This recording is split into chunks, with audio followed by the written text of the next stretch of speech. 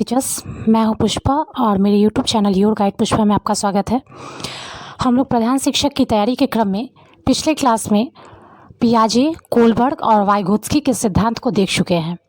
अब ये एग्ज़ाम जो है इन थ्योरी से, इस सिद्धांत से संबंधित जो है निश्चित है कि 4 से 5 क्वेश्चन एग्ज़ाम में रहता ही है, चाहे कोई भी एग्ज़ाम हो, सीटेट हो, बीटेट हो या फिर अदर जो भी टीचर शिक्षक भर्ती परीक्षाएँ हैं।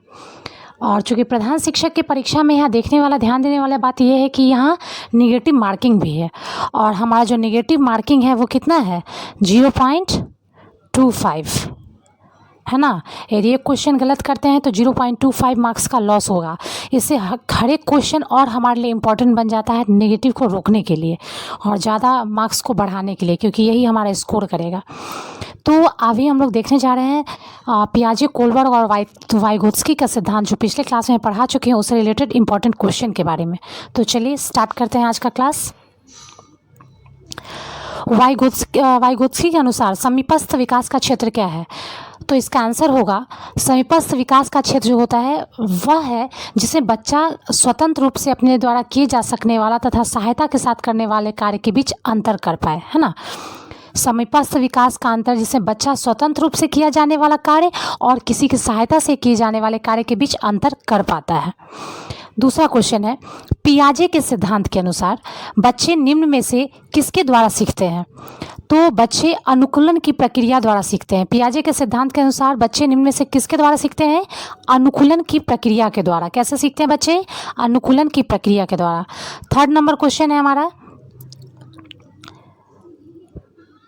पियाजे अनुमोदन करते हैं कि पूर्व संक्रियात्मक बच्चे याद रखने में असमर्थ होते हैं। निम्नलिखित कारकों में से किसको उन्होंने इस असमर्थता के लिए जिम्मेदार ठहराया? तो पूर्व संक्रियात्मक अवस्था जो होता है वो 2 से 7 वर्ष तक होता है। बच्चा का 2 से 7 वर्ष का जो उम्र रहता है वो उसका पूर्व संक्रियात्मक अवस्था होता है। इस अवस्था में बालक अपने परिवेश की वस्तुओं को पहचानने एवं उससे संबंधित उसमें विभेद करने लगता है। अपने परिवेश में पहचानने लगता है कि ये मेरी कलम है, ये मेरे कपड़े हैं, है ना। और भाषा का विकास 2 वर्ष से 7 वर्ष की उम्र में ही प्रारंभ होता है, इसीलिए इसको पूर्व संक्रियात्मक अवस्था या जो कि 2 से 7 वर्ष तक है। तो इससे संबंधित प्रश्न पियाजे महोदय का है कि पूर्व संक्रियात्मक बच्चे याद रखने में असमर्थ होते हैं, है ना। पूर्व संक्रियात्मक बच्चे याद रखने में असमर्थ होते हैं। निम्नलिखित कारकों में से किसको उन्होंने इस असमर्थता के लिए जिम्मेदार ठहराया है? तो विचार की अनुत्क्रमणीयता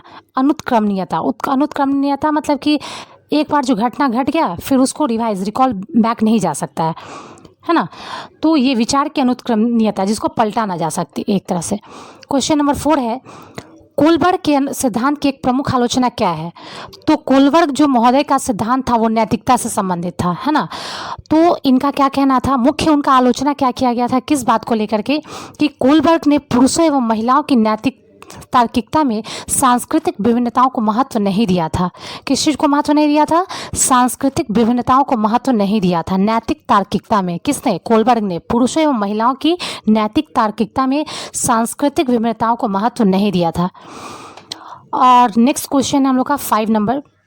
जो क्वेश्चन है निम्नलिखित कथनों में से कौन सा वाइगोत्स्की के द्वारा प्रस्तावित विकास तथा अधिगम के बीच संबंध का सर्वश्रेष्ठ रूप में सार प्रस्तुत करता है ना। वाइगोत्स्की द्वारा प्रस्तावित विकास तथा अधिगम और विकास यानी सीखने और उसके विकास के बीच का सर्वश्रेष्ठ सार क्या है उनके थ्योरी का, वाइगोत्स्की का? तो वाइगोत्स्की का जो थ्योरी था उसके बारे में है, चूँकि उनका थ्योरी क्या था, सामाजिक और सांस्कृतिक विकास, है ना। तो विकास प्रक्रिया अधिगम प्रक्रिया से पीछे रह जाती है। विकास प्रक्रिया अधिगम प्रक्रिया से पीछे रह जाती है। क्वेश्चन नंबर 6 वाइगोत्स्की तथा पियाजे के परिप्रेक्ष्यों में एक प्रमुख विभिन्नता है। वाइगोत्स्की तथा पियाजे के परिप्रेक्ष्यों में एक प्रमुख विभिन्नता क्या है? तो भाषा एवं चिंतन के बारे में उनका दृष्टिकोण। वाइगोत्स्की नैतिकता के संबंध में बता रहे थे और भाषा के संबंध में बताते थे। ऐसे चोम्स्की जो थे उन्होंने भाषा के विकास के सिद्धांत के बारे में ज़्यादा विस्तृत विवरण किया था। लेकिन वाइगोत्स्की तथा पियाजे के परिप्रेक्ष्य में एक प्रमुख भिन्नता है कि दोनों का बच्चों में भाषा का विकास और जो चिंतन का विकास होता है वो अलग अलग उनका दृष्टिकोण है, चाहे वो वाइगोत्स्की का हो या पियाजे का हो। क्वेश्चन नंबर 7 यह तथ्य कि बच्चों को सांस्कृतिक रूप से प्रासंगिक ज्ञान की आवश्यकता होती है निम्नलिखित में से किस व्यक्ति से से संबंधित है। यह तथ्य कि बच्चों को सांस्कृतिक रूप से, जहाँ पे सांस्कृतिक या सामाजिक वर्ड आए, ध्यान रखिए सामाजिक और सांस्कृतिक वर्ड आता है वहाँ पे सीधा किसका नाम जाएगा, लेव वाइगोत्स्की, है ना, लेव वाइगोत्स्की। याद रखिए सामाजिक और सांस्कृतिक वाला टर्म जहाँ पे आता है वाइगोत्स्की महोदय हो जाएंगे। संज्ञानात्मक यदि सीखने का सिद्धांत यदि पूछता है तो जीन पियाजे महोदय आ जाएंगे। कोलबर्ग आ जाएंगे नैतिकता का सिद्धांत जहाँ पे आएगा। और चमस्की जो है वो भाषा के विकास से संबंधित है। तो कुछ कुछ ये टर्म जो है बहुत इंपॉर्टेंट है और यही आपको परफेक्ट आंसर तक पहुँचाता है। अगला क्वेश्चन देखते हैं। क्वेश्चन नंबर 8 है हमारा, आप एक शिक्षिका या शिक्षक के रूप में रैगिंग और धमकाने के सख्त विरोधी हैं तथा इस संदर्भ में विद्यालय में पोस्टर लगवाते हैं तथा समिति बनवाते हैं। आपसे जुड़ने वाले किशोर जो इस विचार के दृढ़ विश्वासी हैं निम्नलिखित में से किस स्तर पे होंगे? तो उत्तर पारंपरिक। किस स्टेज में होंगे? उत्तर पारंपरिक, जो कि कोलबर्ग का नैतिकता का सिद्धांत से संबंधित है। अगला क्वेश्चन नंबर 9, छिपी हुई वस्तुएं ढूंढ निकालना इस बात का संकेत है कि शिशु निम्नलिखित में से किस संज्ञानात्मक कार्य में दक्षता प्राप्त करने लगा है? तो उसके दिमाग में वस्तु अस्थायित्व का ज्ञान हो गया है, वस्तु अस्थायित्व का ज्ञान हो चुका है यदि बच्चा शिशु छिपा हुआ वस्तु को ढूंढ निकालता है तो। क्वेश्चन नंबर 10, वाइगोत्स्की के सामाजिक सांस्कृतिक सिद्धांत के अनुसार क्या बात है? तो संस्कृति और भाषा विकास में महत्वपूर्ण भूमिका निभाता है ना। सामाजिक सांस्कृतिक सिद्धांत जो है उसमें उनका कहना है कि संस्कृति और भाषा बच्चों के विकास में महत्वपूर्ण भूमिका निभाता है, संस्कृति और भाषा। क्वेश्चन नंबर 11, पियाजे के विकासात्मक सिद्धांत के परिप्रेक्ष्य में निम्नलिखित में से कौन शारीरिक विकास को समुचित रूप से स्पष्ट करता है ना। तो विकास का समुचित रूप से जैसे जैसे अब देखिए यहाँ ग्राफ में दिखा रहा है, एक ग्राफ पहला नंबर ग्राफ जो है आपका दिखा रहा है आयु के परिप्रेक्ष्य बच्चे का क्या है, विकास जो है सो घट रहा है ना, विकास घट रहा है। अगला में कॉन्स्टेंटली सेकंड ग्राफ जो शो कर रहा है उसमें विकास और आयु के बीच जो ग्राफ बनाया गया है उस ग्राफ में कॉन्स्टेंटली बढ़ रहा है। तो ऐसा तो है नहीं कि बच्चा का एज जैसे जैसे बढ़ रहा है वैसे वैसे उसमें विकास हो रहा है, क्योंकि हमको ध्यान रखने वाला ये बात है कि विकास सिर्फ उसका शारीरिक विकास नहीं है, विकास में टोटल आ जाता है। टोटल कहने का मतलब शारीरिक, मानसिक, संवेगात्मक, नैतिक, सामाजिक, सांस्कृतिक सारे परिप्रेक्ष्यों को यानी सर्वांगीण विकास जो कांस्टेंट फॉर्म में नहीं चलता है। थर्ड ग्राफ देखते हैं। थर्ड ग्राफ हमारा क्या शो कर रहा है कि बच्चा का जैसे जैसे आयु बढ़ रहा है, आयु में उसके वृद्धि हो रही है।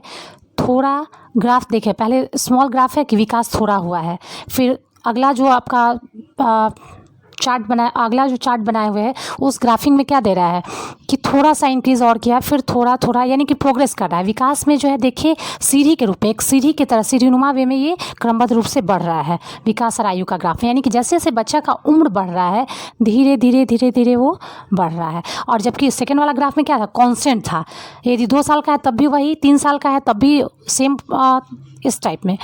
तो यहाँ पे हम लोग का थर्ड नंबर जो है ग्राफ वो शो कर रहा है कि बच्चे का जो विकासात्मक सिद्धांत के लिए विकास और आयु के बीच का ग्राफ जो है वो थर्ड नंबर ऑप्शन है। ग्राफ को पिक्चर में देखिए जो क्वेश्चन आपका दिया हुआ उसमें।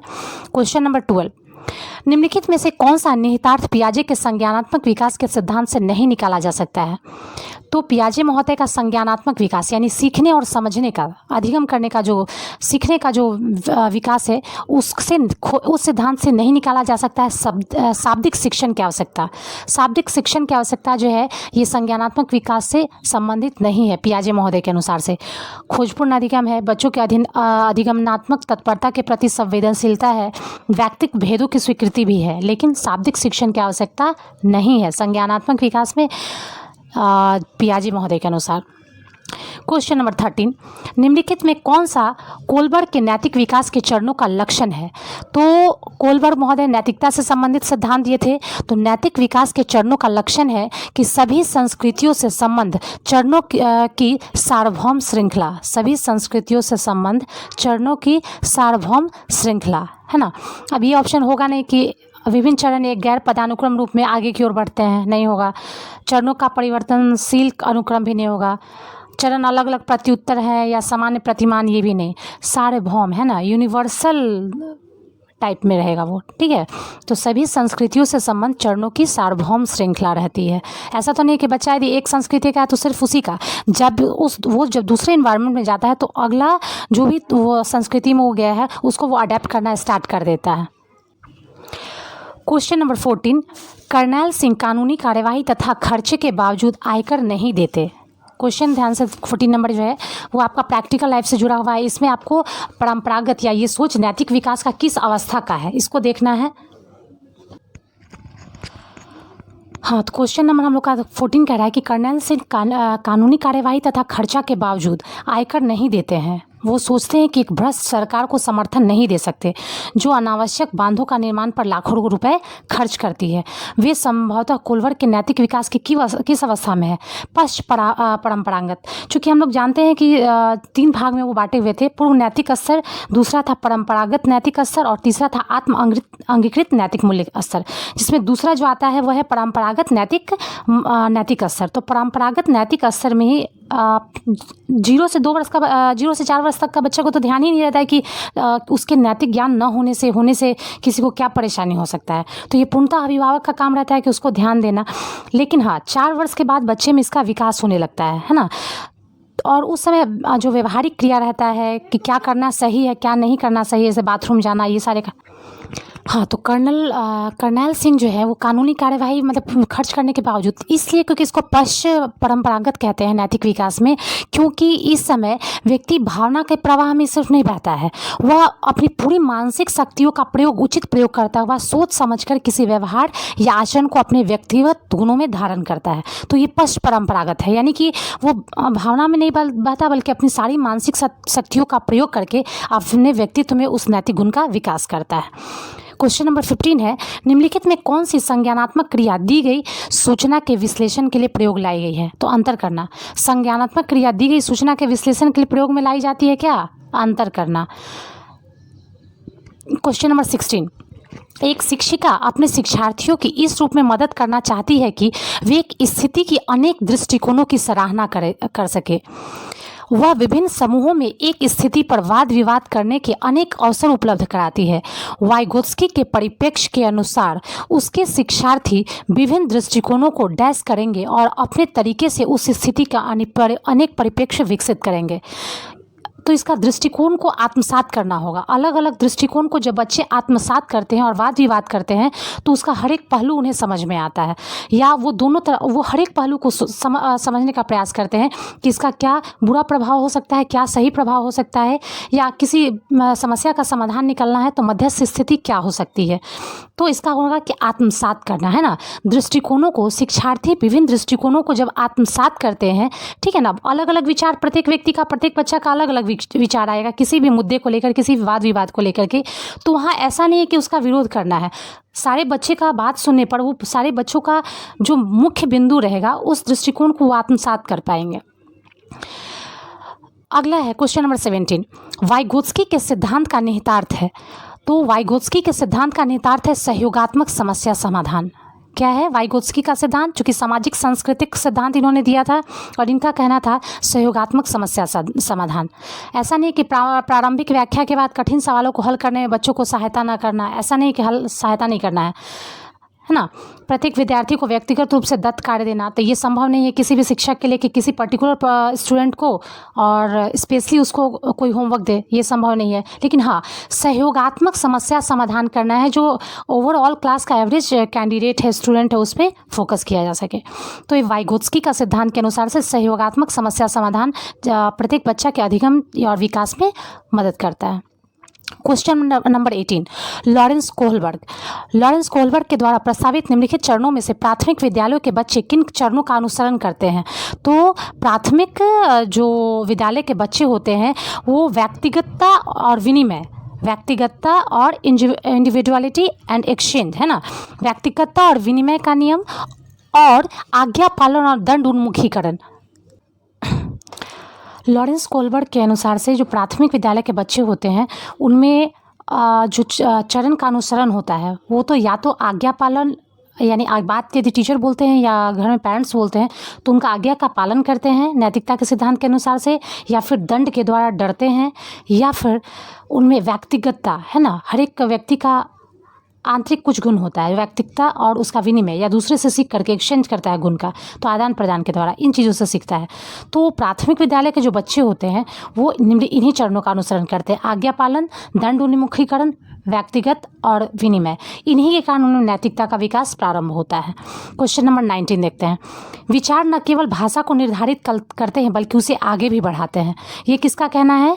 विचार न केवल भाषा को निर्धारित करते हैं बल्कि उसे आगे भी बढ़ाते हैं। यह विचार है वाइगोत्स्की का। किसका? वाइगोत्स्की का, जो सामाजिक सांस्कृतिक परिप्रेक्ष्य के बारे में बता रहे थे। तो विचार केवल भाषा को निर्धारित नहीं करते हैं बल्कि उसे आगे भी बढ़ाते हैं, वाइगोत्स्की का कथन है। Question number 20। मानसिक विकास की औपचारिक संक्रियात्मक अवस्था की मुख्य विशेषता है अमूर्त चिंतन, है ना। औपचारिक, कल के क्लास में जॉन पियाजे महोदय का हम बताए हुए थे। जॉन पियाजे महोदय का था इंद्रियाजनित गामक अवस्था, पूर्व संक्रियात्मक अवस्था, मूर्त संक्रियात्मक अवस्था और अमूर्त संक्रियात्मक अवस्था। तो अमूर्त संक्रियात्मक अवस्था जो है वो है 11 वर्ष से ऊपर के बच्चों में, और 11 वर्ष से प्लस जो भी एज के व्यक्ति हैं उनमें अमूर्त संक्रियात्मक अवस्था होती है। और इस अवस्था में 11 जो भी व्यक्ति है उसका अमूर्त चिंतन करना प्रमुख, जैसे कि भाषा संबंधी योग्यता आ जाती है, संप्रेषणशीलता का गुण आ जाता है ना, और समस्या समाधान करने, निर्णय लेने की क्षमता अच्छे से आ जाती है। तो इन चीज़ों का विकास होता है किस अवस्था में? अमूर्त चिंतन में, है ना। मानसिक विकास की औपचारिक जो संक्रियात्मक अवस्था है जो 11 वर्ष से प्लस एज में जाता है वो अमूर्त चिंतन कहलाता है। जीन पियाजे महोदय का कथन था। 21। कोलबर्ग के अनुसार सही और गलत के बारे में बच्चे डैश चिंतन करते हैं। अलग अलग, निश्चित है कि अलग अलग आयु रहेगा तो बच्चे अलग अलग तरीके से सोचेंगे। ये नैतिकता के विकास सिद्धांत से है। कोलबर्ग का तीन जो दिया गया उनका सिद्धांत था उसमें का है। अलग अलग आयु में बच्चे अलग अलग तरीके से सोचते हैं। जैसे 0 से 4 में तो उन्हें नैतिकता का विकास ही नहीं होता है ना। 4 से 7 का एक एज में होता है, फिर 7 से प्लस में आगे। 22 नंबर क्वेश्चन। वाइगोत्स्की बच्चों को सीखने में निम्नलिखित में से किस कारक की महत्वपूर्ण भूमिका पर बल देते हैं? तो वाइगोत्स्की सामाजिक और सांस्कृतिक है, तो बार बार रिपीट करें, वाइगोत्स्की जहाँ रहे वहाँ समझ जाइए सामाजिक और सांस्कृतिक। बाकी नैतिक, आनुवांशिक, शारीरिक यहाँ कोई टर्म काम नहीं करेगा। वाइगोत्स्की बच्चों को सीखने में सामाजिक भूमिका को महत्वपूर्ण मानते हैं और उस पर बल देते हैं। Next question. पियाजे के संज्ञानात्मक विकास के चरणों के अनुसार इंद्रिया गामक अवस्था किसके साथ संबंधित है? तो इंद्रिया गामक 0 से 2 वर्ष के बच्चा का होता है, जो कि कल एग्जाम्पल के तौर पे बता चुके हैं। जैसे यदि बच्चा को कलरफुल टॉयज़ यदि बेड पर रख दिया जाता है या चादर पे बैठा दिया जाता है तो बच्चा वहाँ चल के नहीं जा सकता है, लेकिन वो क्या करता है? 2 वर्ष तक का बच्चा वो चादर को खींचने का कोशिश करता है ताकि वो खिलौनों को प्राप्त कर सके। वो अनुकरण करता है ना। और अनुकरण कैसे करता है? यदि बच्चे के पेरेंट्स आवाज़ में माँ, पापा, दादा, दादी इन सारे वर्ड को सुनता है, अनुकरण कोशिश करता है करने का। जैसे बच्चा पेरेंट्स हंसते हैं तो भी हंसने का कोशिश करता है। स्मृति कुछ स्मृति में रखने का प्रयास करता है और मानसिक निरूपण करता है। तो पियाजे के संज्ञानात्मक विकास के चरणों के अनुसार से इंद्रिया गामक अवस्था जो है अनुकरण करने, स्मृति और मानसिक निरूपण से संबंधित है, जो 0 से 2 वर्ष तक के बच्चों में होता है। Question number 24। कोलबर्ग के अनुसार से शिक्षक बच्चों में नैतिक मूल्य का विकास कर सकता है। कब शिक्षक जो है बच्चों में नैतिक मूल्यों का विकास कर सकता है? क्या उसको धार्मिक शिक्षा दीजिएगा तो कर पाएगा? बिल्कुल नहीं। व्यवहार का स्पष्ट नियम बताइएगा फिर भी नहीं करेगा। लेकिन हाँ, जब नैतिक मुद्दा पर आधारित चर्चा में उन्हें शामिल किया जाता है, बच्चों को उससे बात किया जाता है नैतिक मुद्दा पर आधारित चर्चा में, तब वो उससे नैतिक मूल्यांकन में विकास होता है। क्वेश्चन नंबर 25 आता है। पियाजे के अधिगम के संज्ञानात्मक सिद्धांत के अनुसार वह प्रक्रिया जिसके द्वारा संज्ञानात्मक संरचना को संशोधित किया जाता है क्या कहलाता है? तो संज्ञानात्मक यानी सीखना, एक तरह से जिसके द्वारा संज्ञानात्मक संरचना को संशोधित किया जाता है। समावेशन, संशोधित करना ठीक है, बच्चा गलत कर रहा था, कुछ गलत चीज़ें सीख रहा था, लेकिन यदि उसको हमको सिखाना है तो उसमें क्या करना है? उसमें समावेशन करना है, एडिशन करना है। ठीक, तो इसका आंसर हो जाएगा आपको समावेशन। कैंस क्यों होगा? क्योंकि संज्ञानात्मक सिद्धांत के अनुसार वह प्रक्रिया जिसके द्वारा संज्ञानात्मक संरचना को संशोधित किया जाता है समावेशन कहलाती है। क्वेश्चन नंबर 26, कोलबर्ग के अनुसार सही और गलत के प्रश्न के बारे में निर्णय लेने में शामिल चिंतन प्रक्रिया को क्या कहा जाता है? नैतिक तर्कना, है ना। नैतिक तर्कना कहलाता है क्या? सही और गलत के प्रश्नों के बारे में निर्णय करने के लिए जो चिंतन प्रक्रिया होती है उस चिंतन प्रक्रिया को नैतिक तर्कना कहते हैं। क्वेश्चन नंबर 27, पियाजे के अनुसार संज्ञानात्मक विकास के किस चरण पर बच्चा वस्तु अस्थायित्व को प्रदर्शित करता है? तो बच्चा पूर्व संक्रियात्मक चरण में उस समय बच्चा क्या करता है? उसमें वस्तु अस्थायित्व को प्रदर्शित करता है। वस्तु अस्थायित्व कब प्रदर्शित करता है?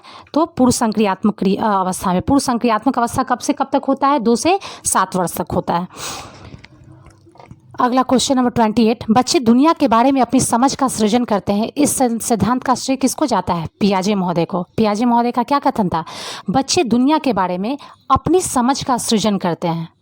बच्चे दुनिया के बारे में अपनी समझ का सृजन करते हैं, यह सिद्धांत पियाजे महोदय का दिया हुआ था। क्वेश्चन नंबर 29, वह अवस्था जब बच्चा तार्किक रूप से वस्तुओं व घटनाओं के विषय में चिंतन प्रारंभ करता है मूर्त संक्रियात्मक अवस्था कहलाता है। मूर्त संक्रियात्मक अवस्था क्या होता है? पहले इंद्रियागामक अवस्था या संवेदिक प्रेरक चरण कहलाता है। दूसरा हमारा आ रहा था कौन सा? पूर्व संक्रियात्मक चरण।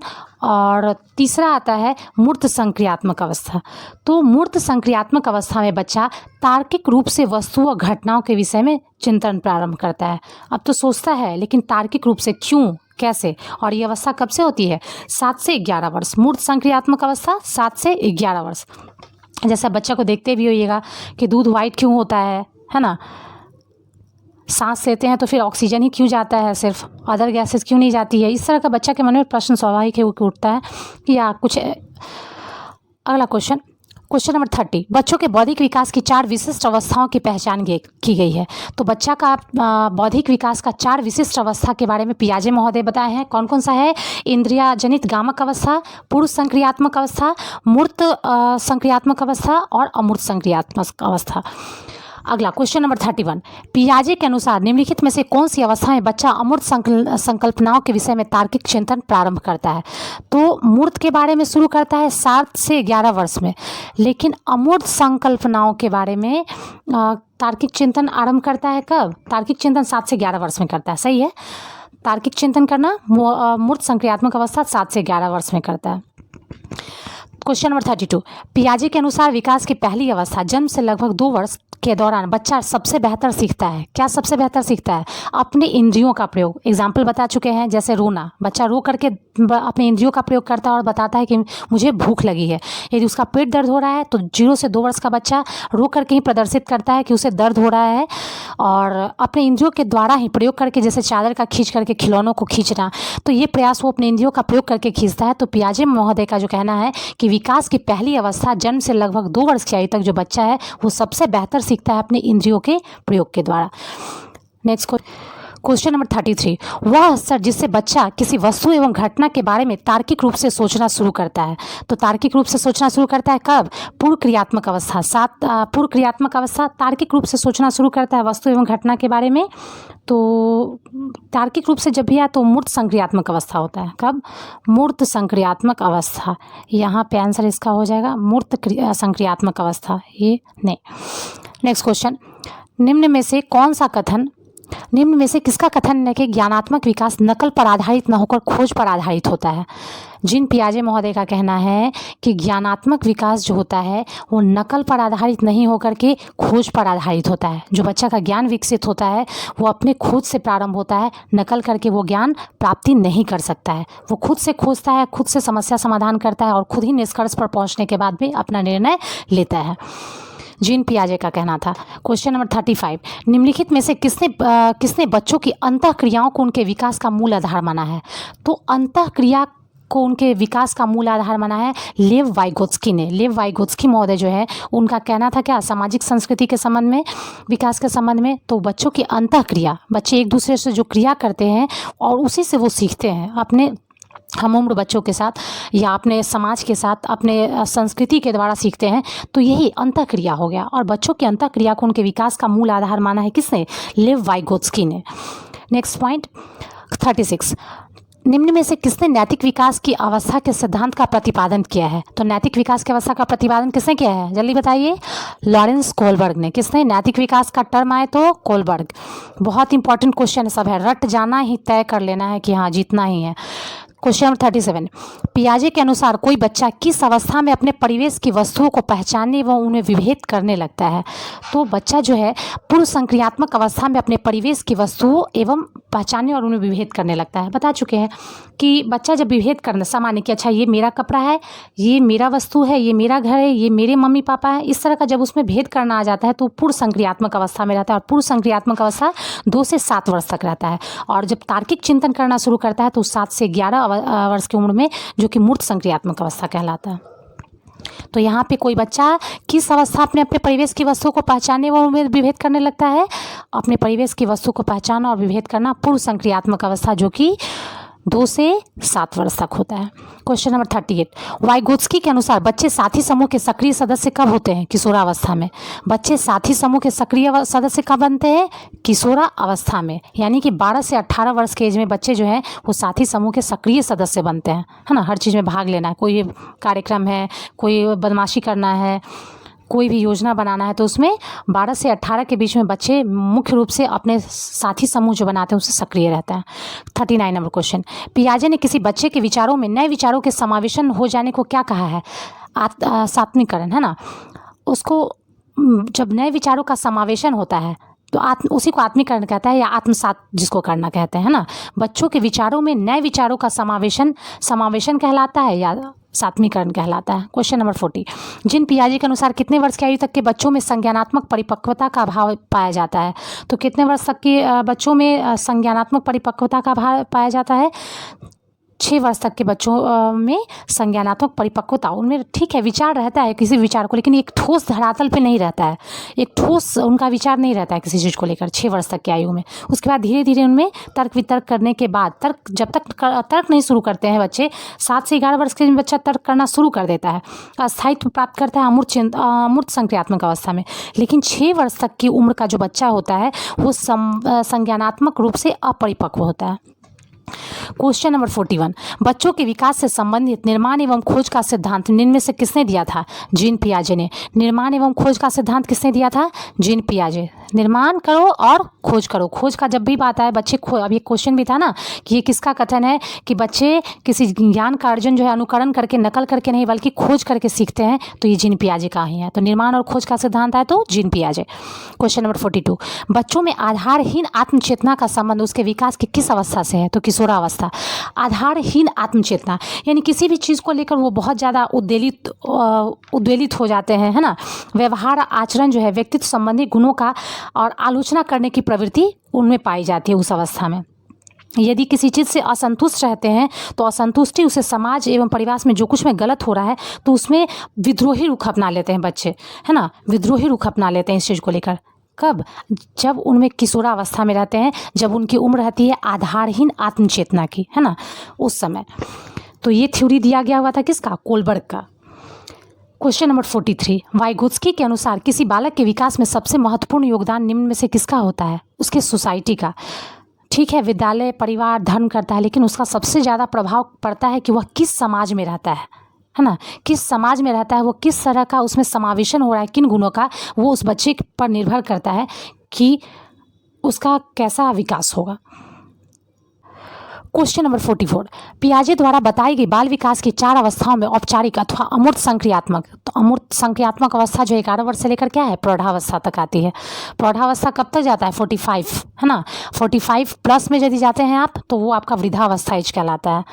ऐसे जनरली लोग कह देते हैं कि ठीक है प्रौढ़ावस्था 60 साल तक तो आदमी क्या है? प्रौढ़ कहलाएगा, वृद्ध तो उसके बाद में, लेकिन नहीं, एक्चुअली में प्रौढ़ावस्था 45 तक है। किशोरावस्था केवल 18 वर्ष तक है। क्वेश्चन नंबर 14, तो पियाजे का यदि पूछा जाए कि औपचारिक अथवा अमूर्त संक्रियात्मक अवस्था, ध्यान देंगे अमूर्त संक्रियात्मक अवस्था को ही औपचारिक अवस्था भी कहा जाता है और वो 11 वर्ष से प्रौढ़ावस्था तक रहता है। क्वेश्चन नंबर 45, पियाजे के अनुसार डैश वर्ष से कम आयु के बालकों में संज्ञानात्मक परिपक्वता का अभाव पाया जाता है। तो पियाजे के अनुसार किस उम्र से कम आयु के बालकों में संज्ञानात्मक परिपक्वता का अभाव पाया जाता है? 6 वर्ष से कम। 6 वर्ष से कम उम्र में परिपक्व नहीं होता है उनका विचार, जो बता चुके हैं। तो पियाजे के अनुसार, किसके अनुसार से? पियाजे के अनुसार से कितने वर्ष से कम आयु के बच्चों में? 6 वर्ष से कम आयु बच्चों में क्या पाया जाता है? संज्ञानात्मक परिपक्वता का अभाव पाया जाता है। क्वेश्चन नंबर 46 देखते हैं।